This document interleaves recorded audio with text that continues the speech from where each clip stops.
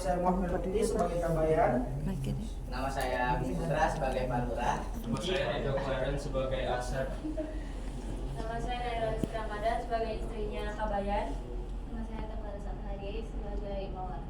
Nama saya Desa Putra Jara sebagai Nyai Jagabayan. Nama saya Koli Fatul sebagai Wati. Nama saya Devi Triana sebagai Lilis. Yang dirinya kelompok kami akan menampilkan drama si Kabayan.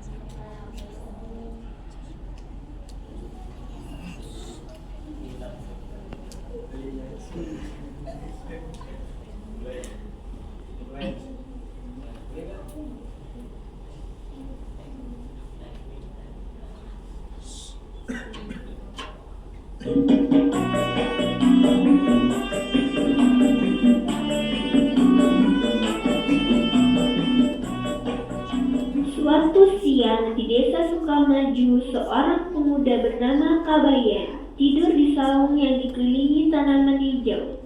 Sementara Nyi Itang berkeliling rumah mengurus pekerjaan rumah tangga.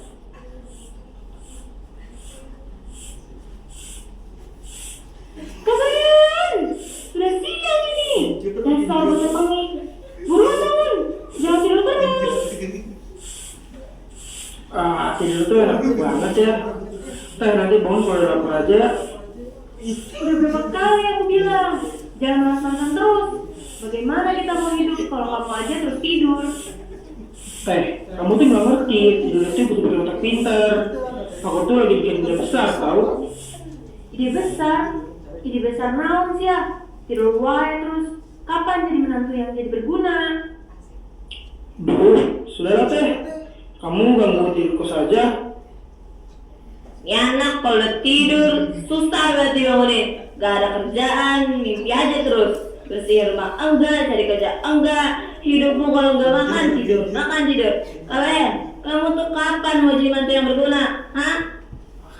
Tahu nih, berguna dikit dong Kabayan. Sudahlah Mak, nanti juga Kabayan berguna kok. Alah, berguna enggak, sih berguna iya. Terus bilang Kabayan.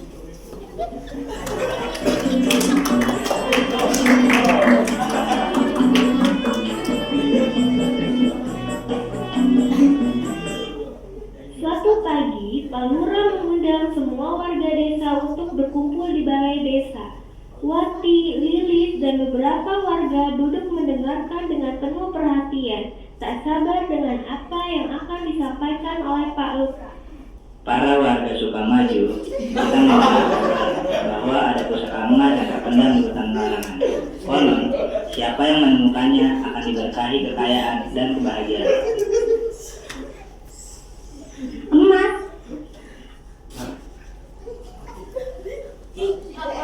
Kok mati? Ya, Emas? Wah, kalau begitu kita gali saja hutan itu, biar desa kita jadi kaya. Betul tuh, kalau desa kita kaya, wah nikmatnya. Setuju banget. Tapi katanya Pak, hutan itu dijaga oleh makhluk halus. Namanya saja sudah hutan larangan. Jangan-jangan malah bahaya. Ih, apaan sih Asep? Kamu teh jangan bikin takut gitu dong. Hei, sudah, nggak usah khawatir. Kita akan mencari secara hati-hati. Dan kalau pusaka itu memang ada, pasti kita temukan kok. Kalau gitu, saya siap bantu. Siapa yang mau emas? Ih, ya sudah deh. Pokoknya kita harus dapatkan emasnya. Ingat, kita tidak hanya mencari emas. Tujuan kita adalah untuk kemakmuran bersama, bukan untuk serakah. Saya akan memimpin pencarian ini. Siapa yang ikut, silakan datang besok pagi. Kalian ini jangan sampai serakah loh. Aku sih tidak mau tahu. Ya sudahlah, kalau mau ada emas pasti ketemu kok.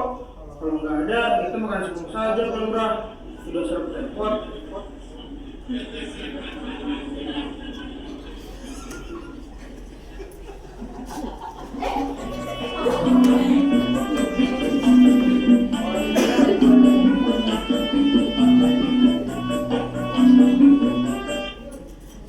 Hitang, si Kabayan teh luar jadi pusaka, dia malah leha di rumah. Mak, dari tadi juga cuma tidur-tiduran. Katanya mah, itu mah urusan orang lain. Padahal males ya tuh. Ada orang lain juga balik, dia mah cicing baik, bisa ngerasa paling pinter, padahal mah gak kaca ogah. Emang dasar kebayan, ngomong bisa panjang lebar. Tapi kerja, jangan kan tuhutan. Nyapu halaman aja, masih minta ampun. Iya tuh, nanti kalau pusaka ketemu sama orang lain, dia mah paling cuma numpang ngarep bagian, padahal mah gak ngapa-ngapain. Ya begitulah mak, doain aja semoga dia cepat sadar. Masa hidup cuma ngandelin buku wae.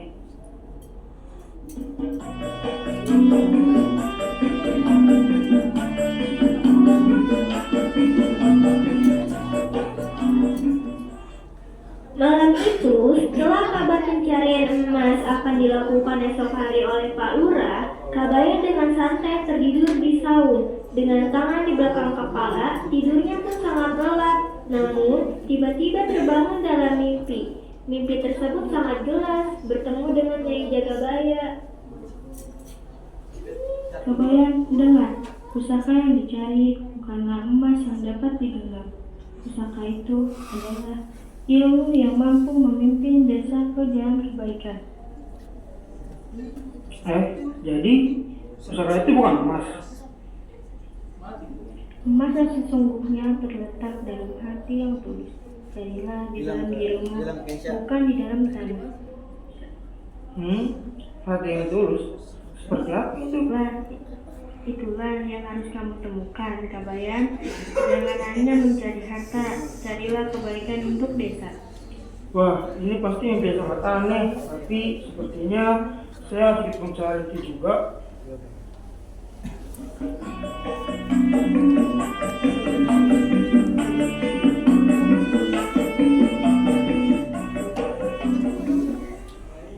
Pagi harinya, warga desa berkumpul di luar desa, siap mencari pusaka.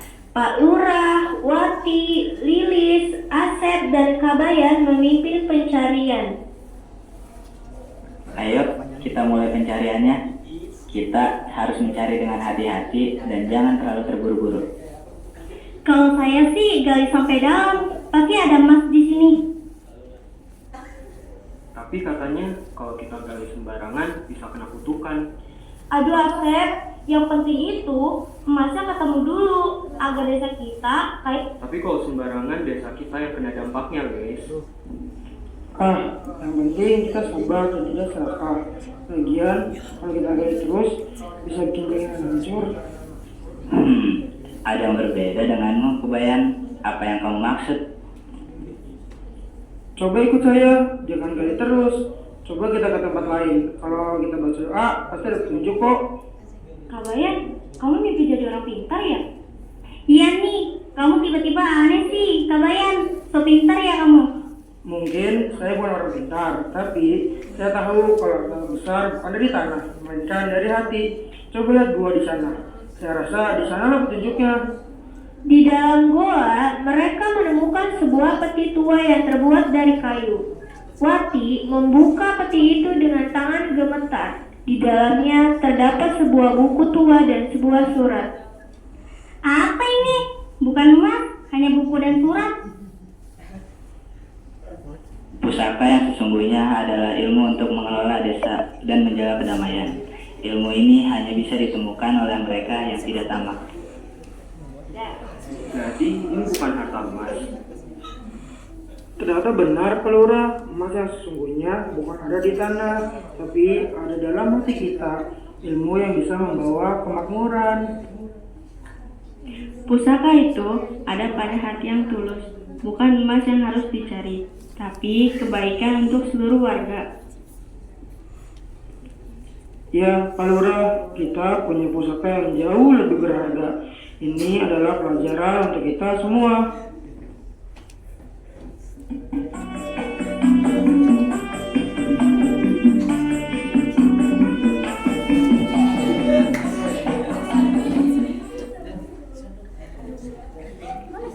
Semua warga kembali ke desa dengan membawa buku tersebut.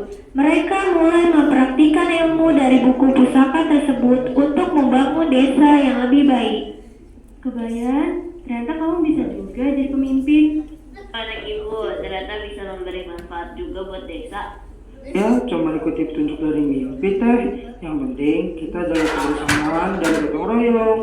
Terima kasih Kebayan.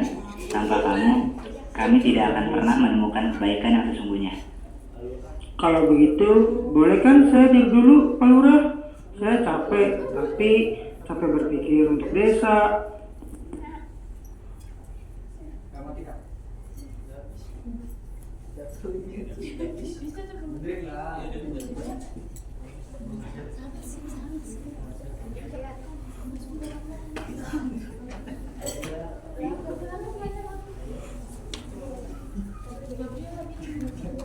Sekian penampilan drama dari kelompok 1, kurang lebihnya